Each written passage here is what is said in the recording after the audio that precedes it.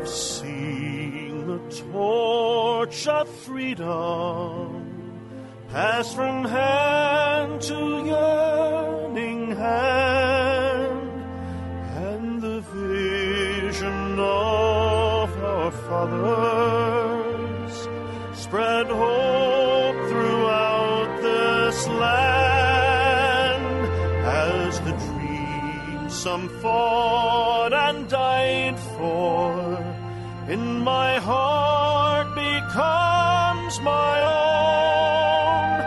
I will strive to keep her promise, America, my home.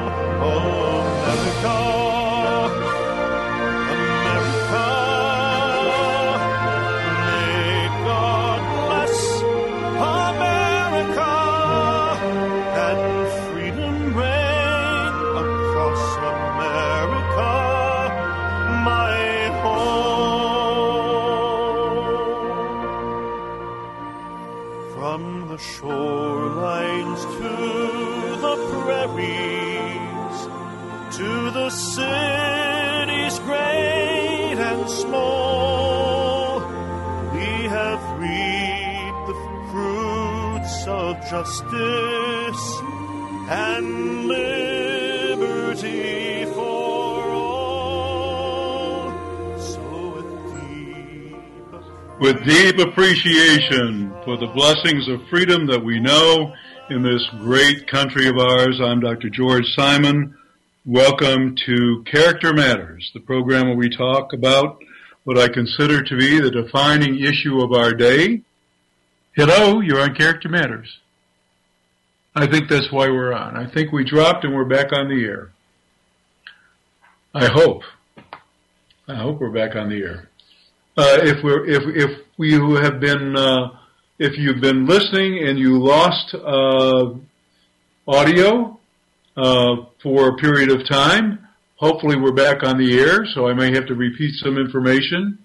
Once again, give us a call if you want to join the conversation at 718-717-8296. That's 718-717-8296. Appears like we did drop for a few minutes there. I was mentioning the articles on the blog at manipulative-people.com, and I was also mentioning the articles on the www.counselingresource.com blog as well. You'll like the series on abusive characters. It's a 5-part series. Make sure you pay a visit to the blog and check that out. And I was also about to introduce a guest, and I was explaining that I've been away in Michigan, attending a wedding in my family, and so I'm doing the broadcast remotely tonight from Michigan. So the quality might not be quite as usual. I apologize for that, but hopefully you'll be able to hear just fine.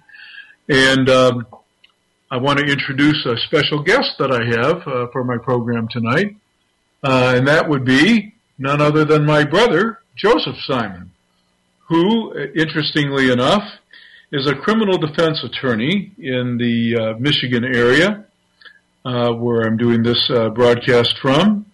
He's been in practice for many years, and he has seen both sides of the coin, shall we say. He has represented many of those folks who, as he will explain later, are basically decent folks who have gotten themselves in some kind of trouble, sometimes not deservedly so, and has had to represent them and help them navigate this minefield that we've created for ourselves with this mound of legislation, this horrendous pile of rules and regulations we've created for ourselves in an effort to stem our character problem.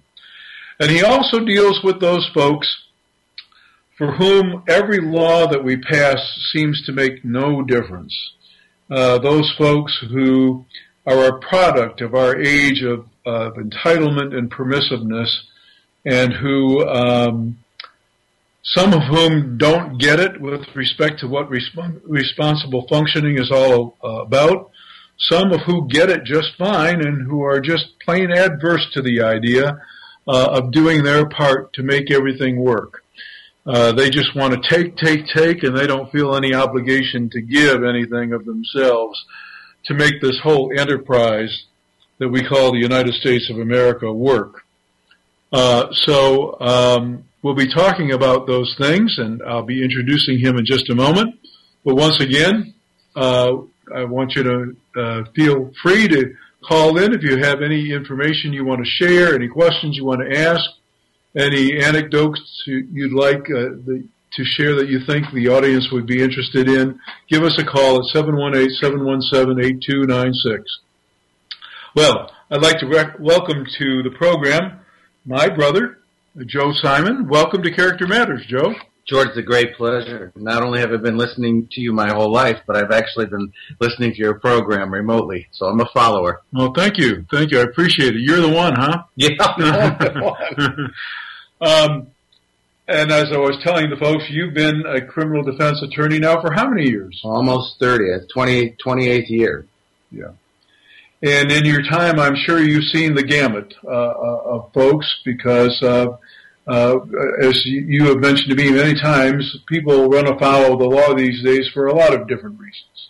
And you were speaking to me earlier about the two groups of folks that you have come in contact with. Say a little bit more about that. Yeah, as a criminal defense attorney, I run into the question all the time, how can you defend those people? I mean, that's a question I've had to answer my whole career. And I have to say I'm an unabashed, passionate criminal defense attorney.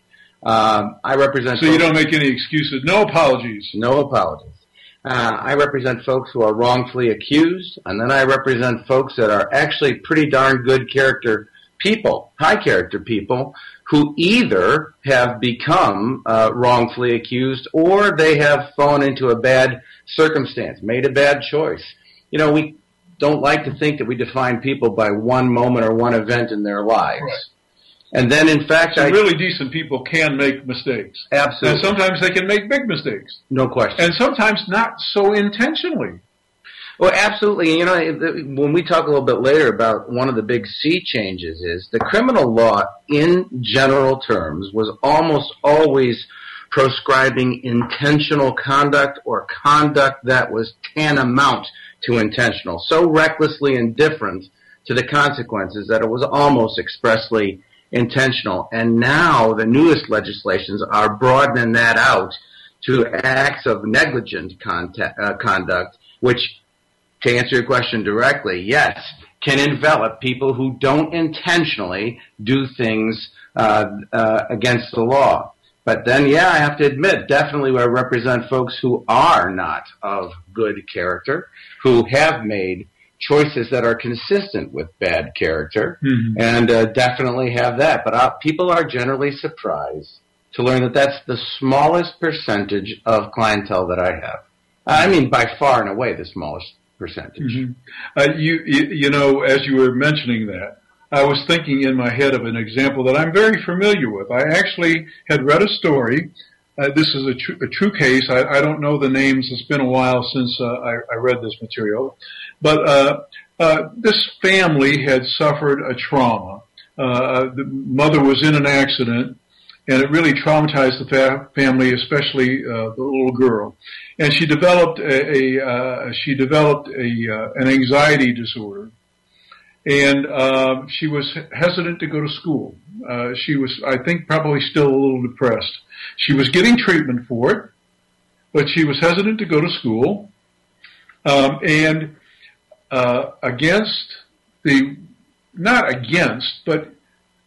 setting aside the recommendation of the therapist and acting in what he thought was his capacity to know his child the best, the father decided he was going to keep her out of school one more day because he didn't think she was quite ready. Well, the school has a no-tolerance policy for absences. And, his intention doesn't matter. His judgment doesn't count. She's out. she's out.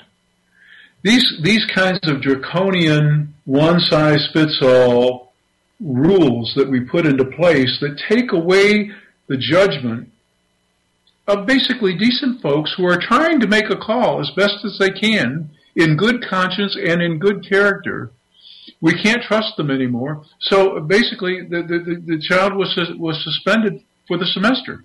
That's a good example. I couldn't agree with you more. The funny part about that is when people hear no tolerance, a new no tolerance rule, that's sometimes an appealing thing. You think, well, that's good, because we don't want to tolerate bad behavior. We don't want to tolerate weapons in the school. We don't want to tolerate absences in the school. And we think it means this is never going to happen again. This bad thing is never going to happen again. You literally took the words right out of my mouth. And that's exactly right. And that's why it seems appealing, but in fact, it goes the other way. And it does over-broaden the scope. That net is cast way too far. I am not in favor of anything in what I do that's a blanket policy. I think that the duty to individualize the outcome of a criminal case, and what I do, has been eroding and eroding and eroding. It's almost non-existent today, and that's something that's really been a big difference in my almost 30 years of doing this, and a big loss. You use the word freedom, not only from the bumper music coming in, but we're talking about character and how it equates to freedom. But I also think good character, is freeing. Yes. And that's on a personal level and on a societal level. Right. And I think that we're seeing the restrictions on both personal and societal level, not just on freedom, but how freeing we can be with each other and individually. When we could trust each other. Absolutely. Yeah. I can remember, I'm going to show my age here, folks, and maybe anybody out there has had similar experiences or this resonates with, they can give us a call and share that too at 718-717-8296. But I can remember my parents so being able to trust the judgment of most of our neighbors and my teachers that there wasn't even a question. If I were to get into trouble at anybody's place, at any time, or in any place, I knew where my parents were going to stand. They were going to stand with the authority figure wherever I was, where I got into trouble. They were not going to, it wasn't going to be a war, and I was going to be in trouble because they had the confidence to know that I defaulted on a standard that almost everyone adopted. And that's how basically I learned to function in a responsible way. Today, parents will take issue with the teacher, with the principal, with anybody else that tries to tell them what their kid did or whatever the case may be. And in many cases, in some cases, that's warranted because these days it's not that easy to trust other people's judgment.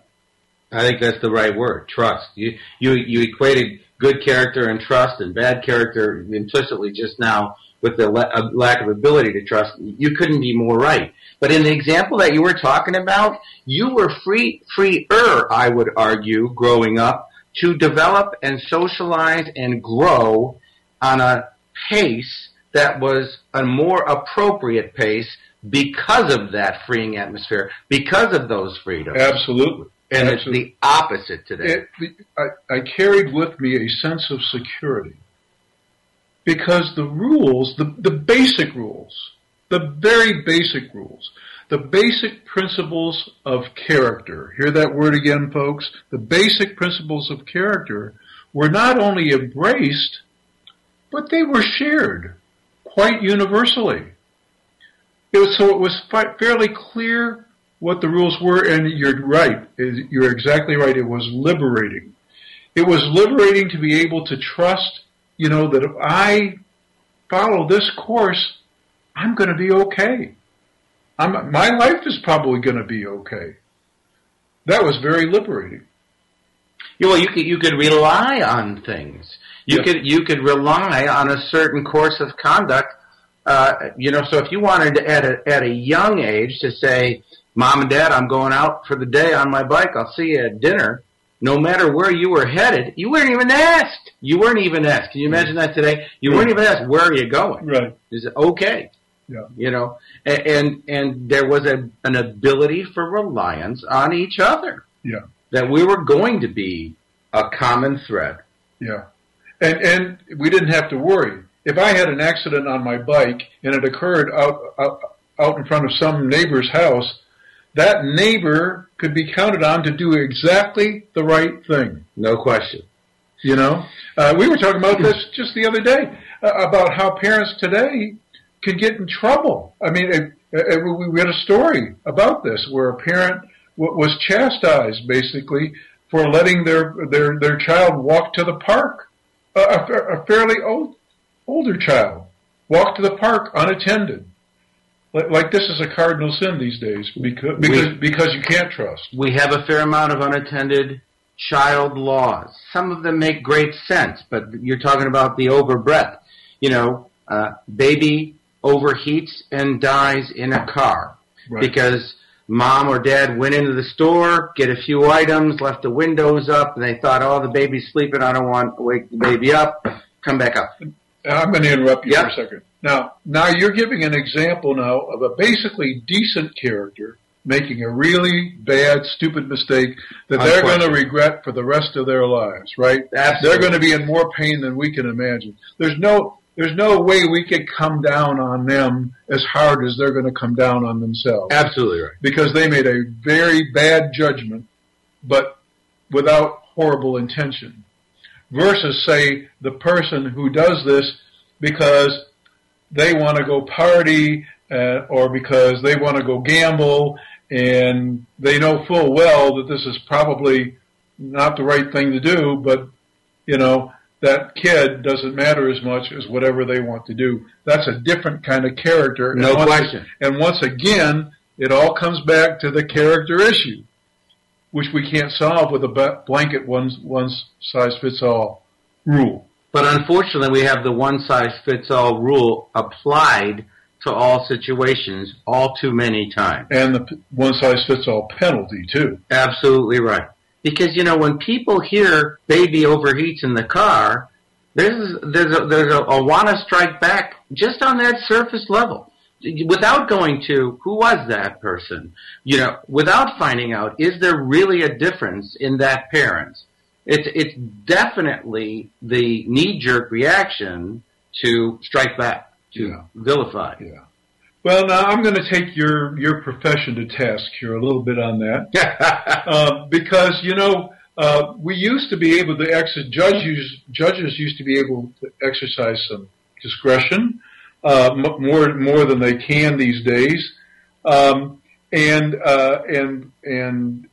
we also kind of had an intuitive sense of when people were acting in good versus bad character.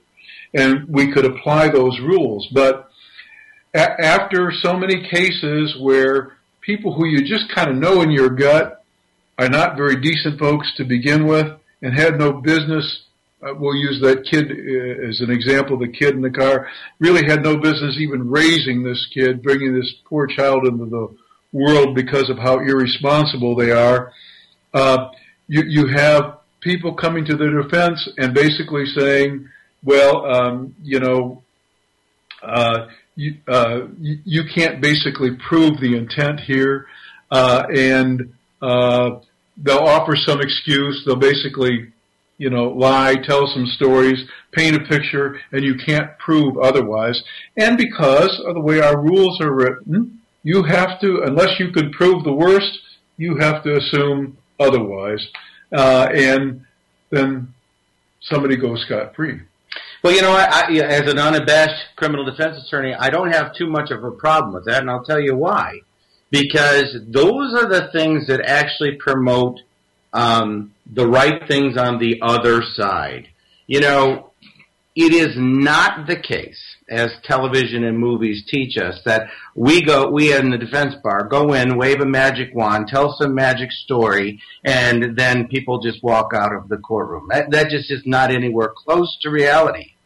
But if a government cannot prove their case, if a police officer has acted badly, if something has gone awry and that is exploited by somebody like me, it makes it 10 times better the next time around, and the time after that, and the time after that. Let me give you the corollary.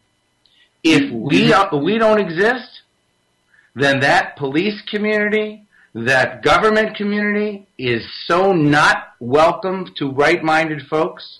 Those are the runaways. Those are the people that don't get checked. Yeah.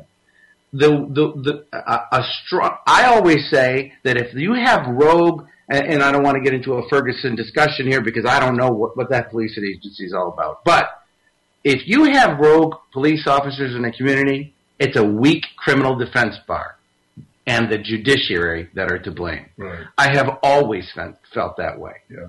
You know, we're not going to spend too much time today talking about Ferguson. It has been in the news. I'll tell you the thing that really bothers me the most about Ferguson.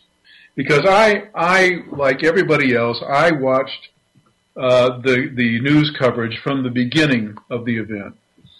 And I watched myself changing my own opinions as I started to finally learn the truth.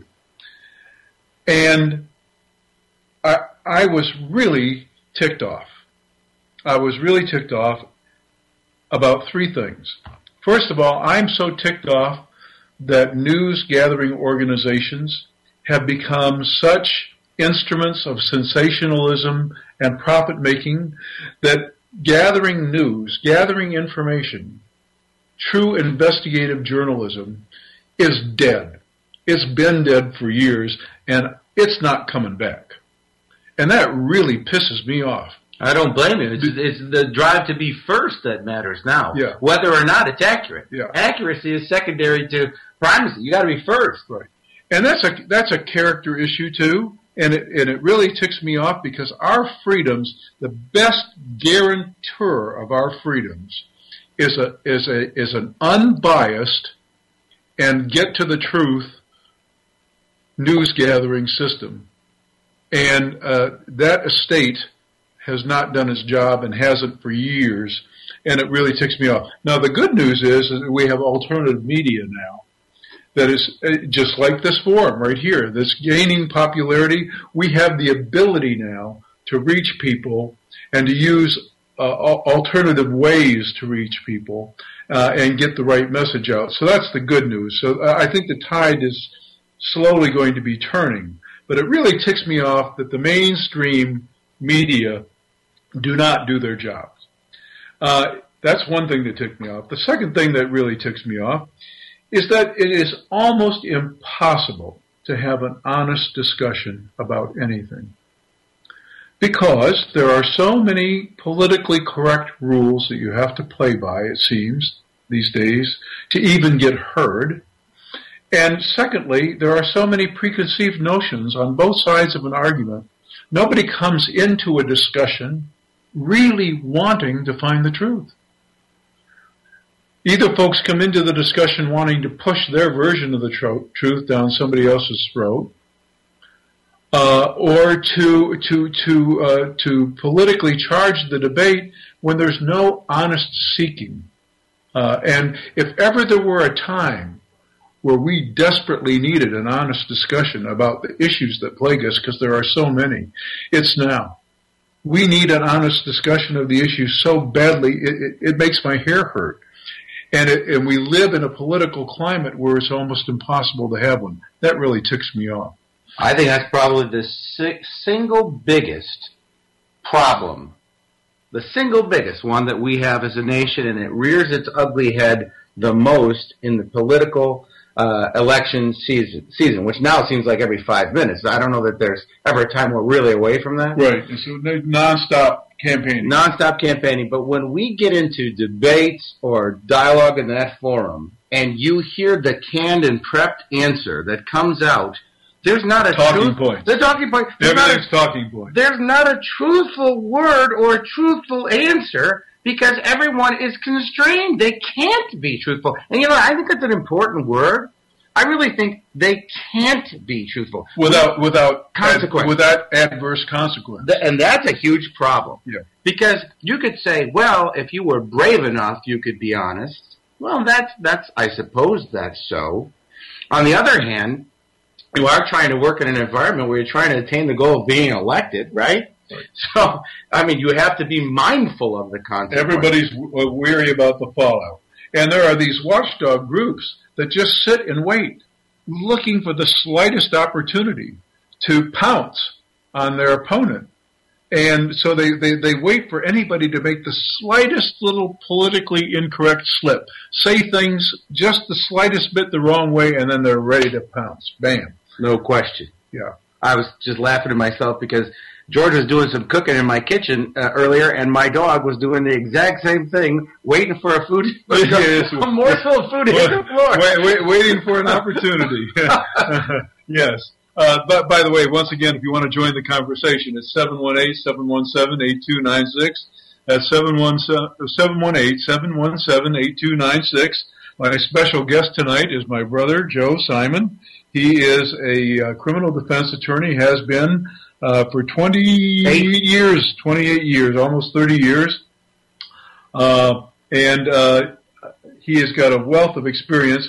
And we've been talking about one of the groups of folks that he serves, and that is people of basically decent character who, for one reason or another, have made a mistake and have had to pay the price.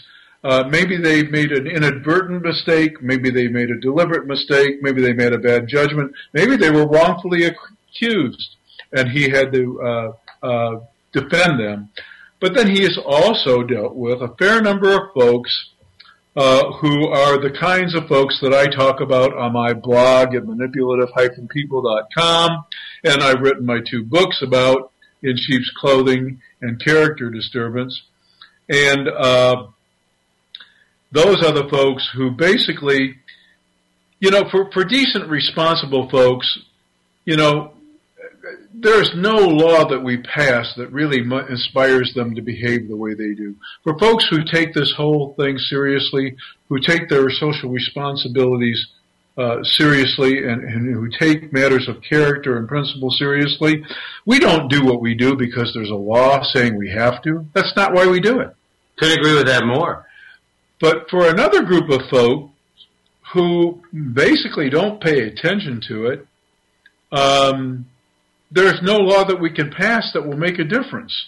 And I want to speak to that group of folks. I want you to say something about your experiences there. I want to share, as I've shared with the audience before, my first day consulting to the prison system in Arkansas to help set up some programs there, mandatory programs, intervention programs.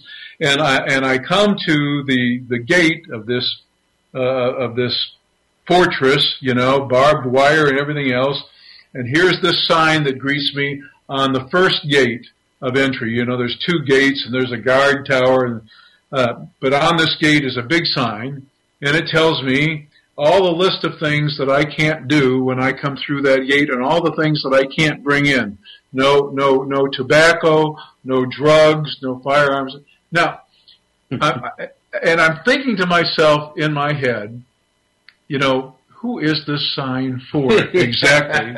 And I'm thinking amusingly in my head about that person who has come to basically smuggle in drugs or whatever the case may be, do something bad, maybe even smuggle in a weapon so that somebody can stage a getaway or whatever the case may be.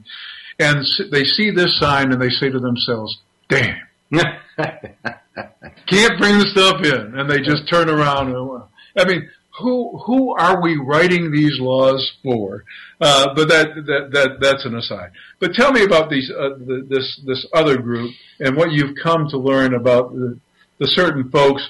For basically, we can't we can't write enough rules to really curtail these folks. You know, that's a very big class of people. First, you have on a sort of an easier level, you have people who just disagree with laws. So, I'm less than the age of 21. I think I should be able to drink. I don't care what the law says. But I believe I should be able to smoke marijuana. I don't care what the law says.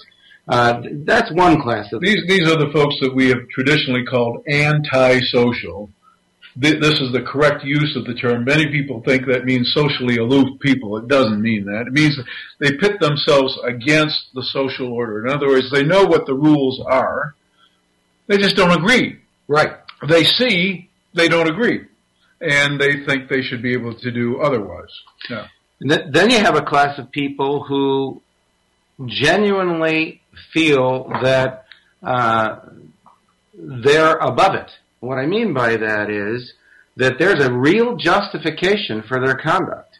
Now, this is the opposite. This is probably the most extreme person that says, I don't care what the law says. The law is stupid. I will do what I wish to do anyway. If there's a school zone and the speed limit is 25, I like to rev my motor and go 95. I don't care.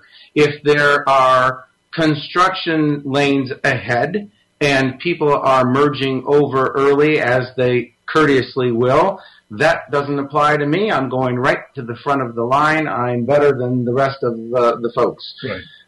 These are the folks that, in the traditional sense, we've called narcissistic characters because they always know better. They always consider themselves above. They are superior. Their wants, their needs, their desires trump everybody else's, and they basically disregard any higher powers in their life because they don't see any higher powers in their life. They are the highest power in their life, and what they want is the highest value in their life. Nothing else really matters.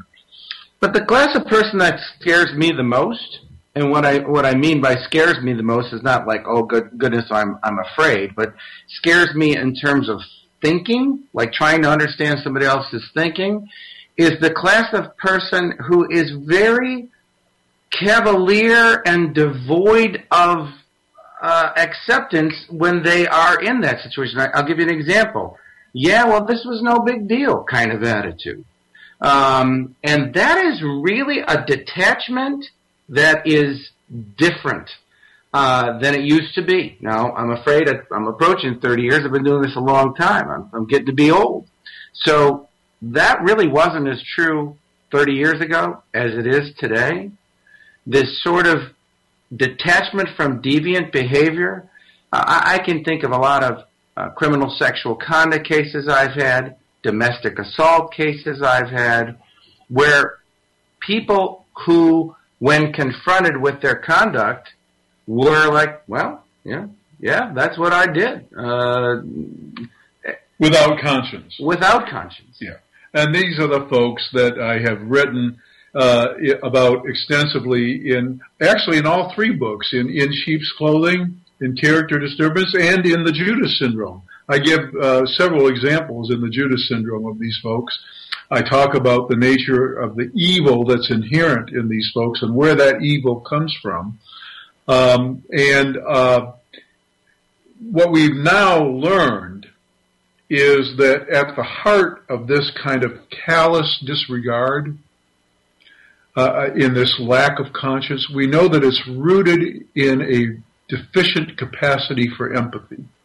In other words, the person basically has no real regard for human welfare. They can't have it. That's what frightens me. That's why I use the word scared. Because going back to something we talked about minutes ago, about the ability to rely on one another, about the ability to be free, about the ability to enjoy more freedom, that's what I find frightening, because that's a growing population. Yes. And that means that that is a restricted. I think that's the thing that pulls us in today. I think that's the thing that makes us less free. I think that's the thing that makes us less trusting. Use that word earlier. Because we know this problem is there and it's getting bigger. It's getting bigger. Absolutely getting bigger. Yeah. You know, one of the best examples of this. Now, before the program closes today, we're going to have to at least discuss what we think is responsible for that, because the problem is growing. You know, psychopathy we've known about it for a long time. That's what we're talking about here. And by the way, you could find at least 24 articles on both blogs, on the counselingresource.com blog and on the manipulative-people blog. You can find dozens of articles on this. But at one time, we were talking about approximately 8 to 10% of the population. Then, in the 60s, 70s, 80s, we were talking about 1 in 5. Now, we're talking about more than that. The problem is growing, and there's some reason for that. There is some reason why more and more people are growing up without conscience. And I have some ideas about that, but we need to talk about that before the program closes at some point. I didn't mean to interrupt you. Yeah, well, actually, I want you to talk about that because I think I know where you're going to go, and I've agreed with you emphatically about that. But I was just going to say something that people can relate to is, you know, most people encounter the criminal justice system on the roadway in their cars, and they, you know, traffic tickets, that's where they see police officers. It might be their first experience that takes them into the courtroom with the judge or a prosecutor. We have these set of laws now that are very confusing. In where I live, rights afforded to bicyclists now and broadening their prowess on the roadway. We have different motorcycle laws here and there. I'm trying to get to the fact that we have a vast increase of quote-unquote criminal cases that arise from motor vehicle and pedestrian motor vehicle bicycle accidents, fatalities, or serious injuries. This is not involving alcohol. This is a hugely growing class. And I encounter two types of motorists. The genuinely remorseful, I can't look you in the eye, I didn't mean it, I can't live with what's happened to you. I can't even live with myself. I can't live with myself. I saw that person on the roadway, and I saw my daughter in their eyes. I said, you know. Right. And then the other, why is this happening to me? I don't understand. This is ridiculous. I didn't do anything wrong. I didn't do anything. Now listen, I have actually great compassion for both points of view, because in fact, sometimes there really the laws don't make sense. But the detachment part, the lack of empathy. The lack of empathy is what bothers me, because why can't you be both things? Why can't you disagree with the law and yet have your empathy going through the roof simultaneously? Why can't those coexist? They can't, though. And in the absence of empathy and in the absence of conscience, the problem is that something bad is going to happen again. You can bet on it. You can bet on it. It's not a matter of the law, and it's not a matter of chance. When that lack of empathy is there and that lack of conscience is there, two things happen. One, the person can't really profit from the experience. They can't make that internal course correction. There's no reason to. They don't feel any reason to say, you know, I really need to be a little bit more careful the next time. Somebody could get hurt, blah, blah, blah, blah, blah, blah, blah. There's no motivation to make the course correction. So you can bet your last nickel that person's going to be trouble again someplace, some way. I agree with you completely. And, you know, I'd like you to speak to, I've heard you speak on this before, and I've just been a real proponent of what you have to say about what you think might be the cause here. And I've heard you talk about, I'm sorry if I use the wrong term, classic psychology, being born in a repressive era. And here we are many years later in a very permissive era. And we don't really have the tools. Well, I shouldn't say we don't have them. We don't really employ the right tools to address that. Because I really believe, I think as you do, that that's really been what's responsible for that. You grow up in a more permissive and then segue into entitlement attitude this is what I get. This is what I deserve. Well, you have just hit on the Dr. George Simon two-factor theory of what is destroying our society: permissiveness and entitlement. We are seeing the results of our training course. We are giving people a mass crash course in narcissism right from the earliest times. And how do you foster narcissism? Well, you foster it by sending messages repeatedly in all avenues from all of our institutions that have crumbled before our very eyes. You send two messages: anything goes, and you're entitled.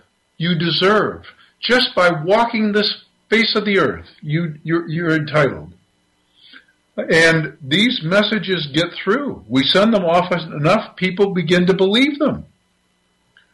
People begin to believe at a very early age that they have things coming to them. They don't have a sense of obligation. They don't have a sense that we're all in this together and that what I do affects other people. Oh boy, that's a big one for me. You know? Absolutely right. And they see the world through their first-person eye, Yeah. because that's what they have been. I think you use a great word, taught to do. Yeah. And that's how they view the world. But that whole thing that you just said is a big thing for me. I will often joke with my children when we see that in public. I'll say, yep, there's nobody else in this world but you. I will point that out to my children when somebody is behaving that way. If it's cutting a line at the grocery store, or if it's somebody just making sure they get what's theirs and pushing somebody out of the way to get an autograph, whatever it is, there's nobody else in the world but you. You're the one that matters the most.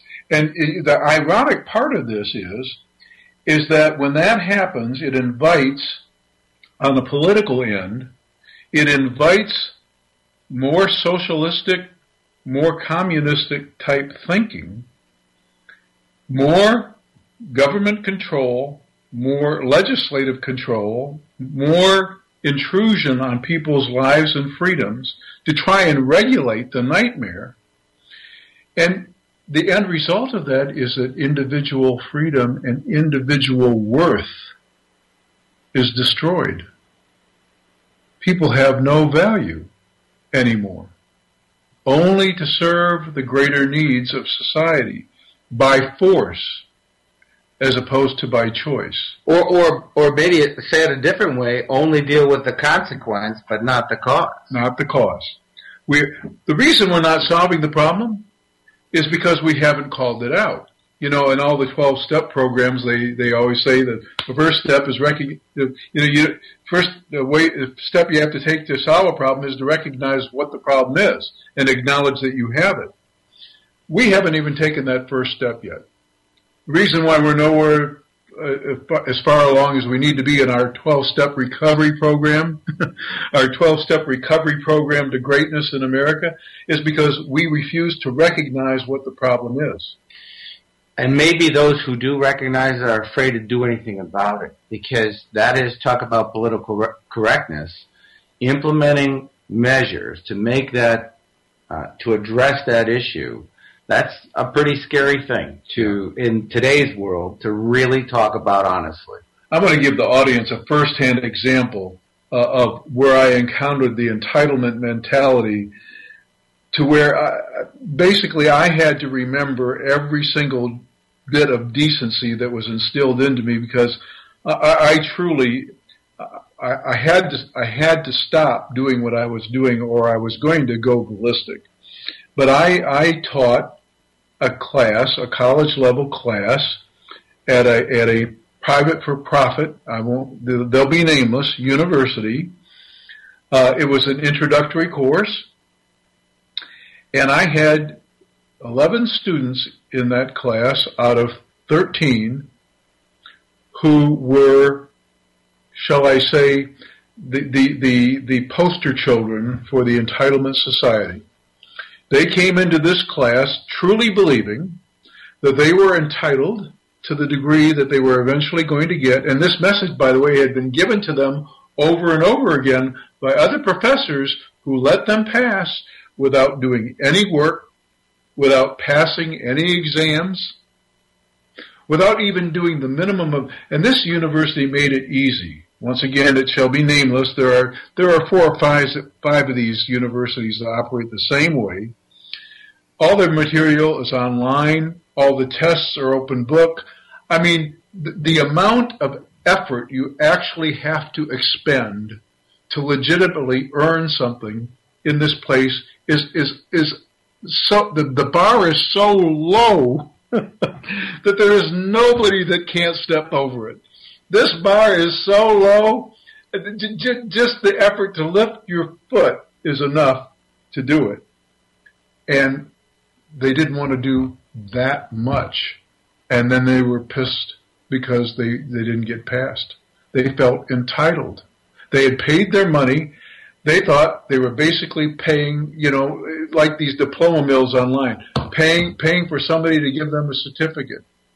And because they had been passed before, they expected it. Well, I wasn't going to do it. But that's the entitlement mentality. And witnessing that, it was so unnerving to me.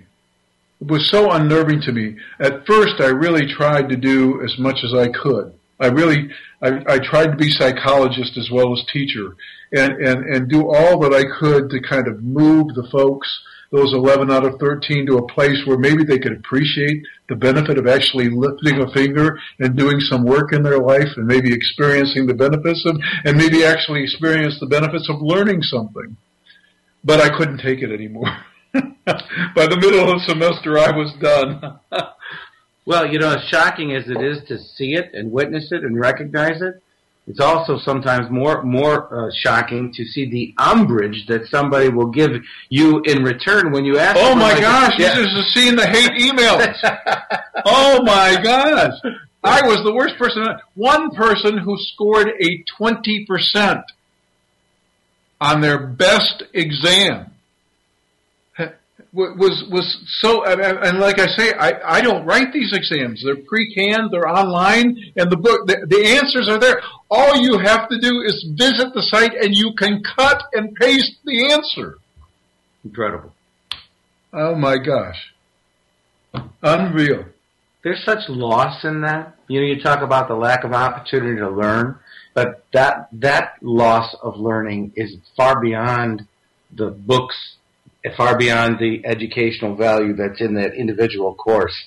That's a life lesson that is being so lost about just making your own advancements and how to encounter life. That's one of the most shocking things. I work in a university town, so I see young people in my office all the time. And the 20 and 21-year-olds I see in my office, to me, are 13 and 12-year-olds by today's standards compared to when we were young. And that I go ahead. That really is a shock to me. And I really think, I don't know if you can. It's been a retarding in development. And you can speak to this in your profession, perhaps. There's a developmental consequence, a timeline that has been slowed, in my view, as to how people grow and achieve. Absolutely. Absolutely. And we're finding people just kind of coming to some awareness and kind of getting it as to how things need to work in their 40s, 50s, and 60s these days. This is unheard of. We have only about 4 minutes left. So I wanted to speak just a little bit because I have some information to give the audience too.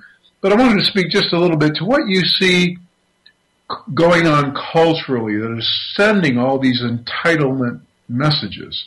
What do you see going on that you think really sends these messages and encourages this sense of entitlement in so many folks? Well, I probably could speak an hour on that, but I'll just say quickly that I believe this immediate gratification society that we live in, I believe in that There's nothing today that's left wanting. You get what you want, you get it quickly, and you self-satisfy so quickly today that I really think that's where I would. Our abundance is actually a problem, is it not?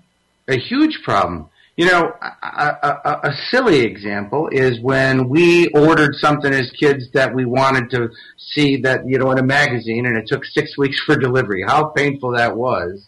But there was something good about that wanting. There was something good about that experience. About having to wait? Having to wait and having to earn. Yeah. And if it's not... Fancy term for that in psychology is delaying gratification. Yeah. Yeah, and I really think there's no delay. And by the way, there's hard statistical evidence, research evidence, that the ability to delay gratification is the number one factor in character development. Well, maybe I struck gold there, because I do think that's accurate. Yeah. I need to make a few announcements, folks. I'm going to be on vacation next weekend, Labor Day weekend. So the program that you'll be hearing on Sunday will be a repeat program. I'm not sure which program that it will be, but next Sunday's program will be a replay of a prior program. So there will be no live call-ins that program, although you may hear it may be one of the programs where some callers have some things to offer.